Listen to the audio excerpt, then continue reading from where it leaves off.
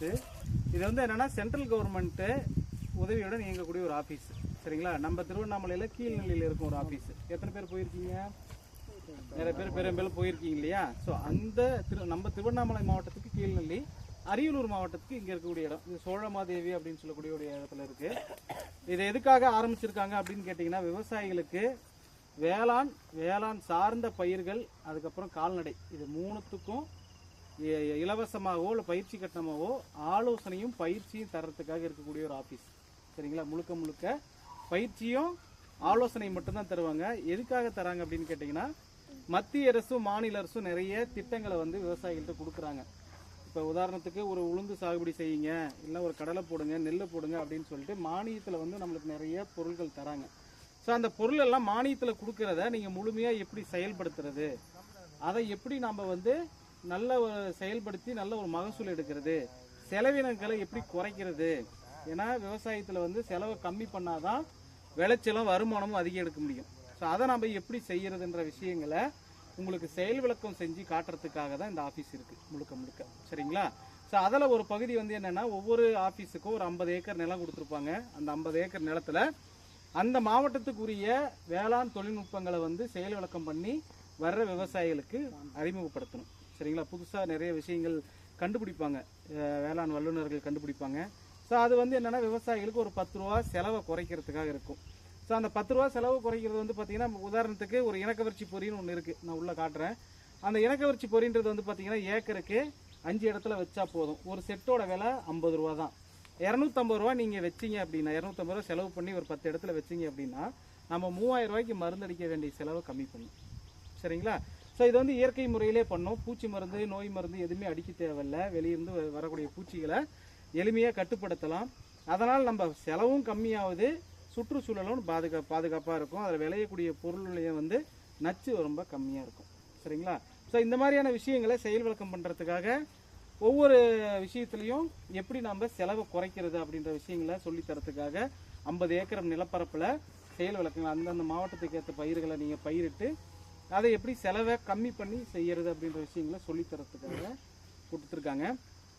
அது மட்டும் இல்லாமல் விவசாயிகளுக்கு சில இடுபொருள்களை உற்பத்தி பண்ணி தரணும், வெளியே கிடைக்காத பொருள். இப்போ உதாரணத்துக்கு நம்ம ஊரில் வந்து கடலை போடுறோம் அப்படின்னு கேட்டிங்கன்னா, விருதாச்சலம் 10ன்னு ஒரு கடலை புதுசாக வந்திருக்கு. அந்த ரகம் ஒன்றும் ப்ராப்ளம் ஆகலை.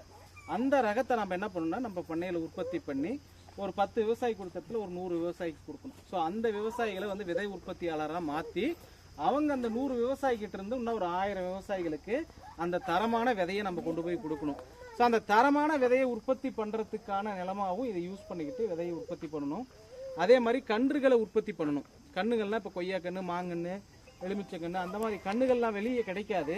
வெளியெல்லாம் வந்து பார்த்தீங்கன்னா ப்ரைவேட் நர்சரிலாம் அதிகப்படியாக ரேட் விற்பாங்க. ஒரு கன்று 200 ரூபா 300 ரூபான்னு விற்பாங்க.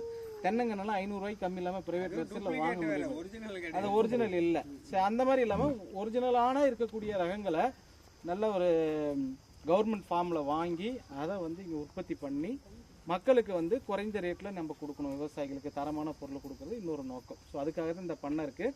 இந்த பண்ணையில் என்னென்ன மாதிரியான செயல் விளக்கங்கள் இருக்குது அப்படின்றத நம்ம பார்த்துட்டு, அதுக்கப்புறம் நம்ம இதுக்காக இங்கே வந்திருக்கோம் அப்படின்னு கேட்டீங்கன்னா, இயற்கை விவசாயம் பண்ணுறதுக்காக என்னென்ன வழிமுறைகள்லாம் இருக்குது அப்படின்றதுக்காக, எதுக்காக நம்ம இயற்கை விவசாயத்துக்கு நம்ம திருவண்ணாமலையிலேயே அங்கேயே கற்றுக் கொடுக்கலாம் இல்லையா? அங்கே ஒரு கேவிக்கே விட்டுட்டு இந்த கேவிக்கே ஏன் அழைச்சிட்டு வந்திருக்காங்க? இங்கேயே அழைச்சிட்டு வந்திருக்கிறாங்க. புதிய கோணங்கள் மாவட்டத்துக்கு மாவட்டத்துக்கு வேறுபடும்.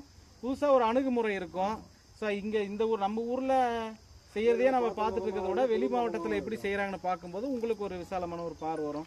ஸோ இந்த விஷயத்தை இங்கே செஞ்சால் நம்மளுக்கு இன்னும் காசு கம்மியாகுமே அப்படின்ற ஒன்று. இன்னொன்று வந்து பார்த்தீங்கன்னா, நம்ம இந்த மாதிரி ஒவ்வொரு மாவட்டத்துக்கு ஒரு ஆஃபீஸில் இது மண்டலமாக பிரிச்சிருப்பாங்க. இது வந்து பார்த்தீங்கன்னா ஹைதராபாத்தை ஒரு தலைமை இடமாக கொண்டு ஆந்திரா, தெலுங்கானா, தமிழ்நாடு, பாண்டிச்சேரி இந்த 4 ஸ்டேட்டுக்கு சேர்த்து மொத்தம் 72 இந்த மாதிரி ஆஃபீஸ் இருக்குது. அந்த 72 ஆஃபீஸில் நம்ம கேவிக்கே மட்டும்தான் முழுக்க இயற்கை விவசாயம், அங்கக வேளாண்மை பற்றி அதிகமாக சொல்லித்தர கேவிக்கே. சரிங்களா? அதனால தான் தமிழ்நாட்டில் இருக்கக்கூடிய அனைத்து மாவட்டத்தில் இருந்தும் இங்கே வந்து பயிற்சி எடுத்துகிட்டு போவாங்க. சரிங்களா? இங்கே வந்து அந்த ஆத்மா திட்டத்தின் கீழே இங்கே வந்து பயிற்சி எடுத்துகிட்டு போக சொல்லி கடந்த ஒரு 4 வருஷமாக இங்கே இந்த கொரோனா டைம்லேருந்து 2020 இருந்து இந்த நம்மளுடைய வேளாண் அறிவியல் மையத்துக்கு 3 நாள் தங்கி, 2 நாள் தங்கி, 4 நாள் தங்கி இந்த மாதிரி பயிற்சி எடுத்துகிட்டு போயிடறாங்க. ஸோ அந்த ஆத்மா திட்டத்தின் கீழே செயல்படுன்னு கவர்மெண்ட்டே வந்து அனுப்பி விடுறாங்க. ஸோ அதுக்காக தான் நீங்கள் அங்கேருந்து இங்கே வந்திருக்கீங்க. இங்கே இருக்கக்கூடிய விவசாயிகளை கோயம்புத்தூருக்கு அனுப்புவாங்க. இந்த அரியலூர் மாவட்டத்து விவசாயி வெளியே அனுப்புவாங்க. ஸோ அந்த மாதிரி முன்னாடி நிறைய இடத்துல இல்லை ஒரே இடமா இருந்தது. இப்போ வந்து நிறைய இடத்துல இந்த மாதிரி அங்கக வேளாண்மை இயற்கை விவசாயத்தை பற்றி பயிற்சி கொடுக்குற இடங்களுக்கு சர்டிஃபிகேட் பண்ண இடத்துங்களுக்கு இப்போ பிரித்து கூட்டிகிட்டு போகிறாங்க. சரிங்களா? அதனால தான் நீங்கள் நம்ம கேவிகேவை செலக்ட் பண்ணியிருக்காங்க. இல்லைனா உங்கள் பக்கத்து மாவட்டத்திலேயே நீங்கள் போயிருக்கலாம். வேலூரில் போயிருக்கலாம், இல்லை அந்த பக்கம் கிருஷ்ணகிரிக்கு போயிருக்கலாம், தருமபுரிக்கு போயிருக்கலாம், பக்கமாக இருக்கிற இடத்துக்கே போயிட்டு வந்திருக்கலாம். இல்லை அதை தாண்டி இங்கே வரும்போது விழுப்புரத்தில் நீங்கள் கூட பார்த்துட்டு வந்திருக்கலாம். ஸோ அதை தாண்டி இவ்வளோ தூரம் வரீங்க அப்படின்னு கேட்டிங்கன்னா இங்கே இயற்கை விவசாயத்துக்கு அதிக முக்கியத்துவம் தராங்க. அது இல்லாமல் அந்த செலவை எப்படி குறைக்கிறது உங்களுக்கு தெளிவாக சொல்லி கொடுத்து நாங்கள் செய்கிறோம். இந்த செயல்களுக்கு 50 ஏக்கர் முழுக்க இயற்கை விவசாயம் தான்.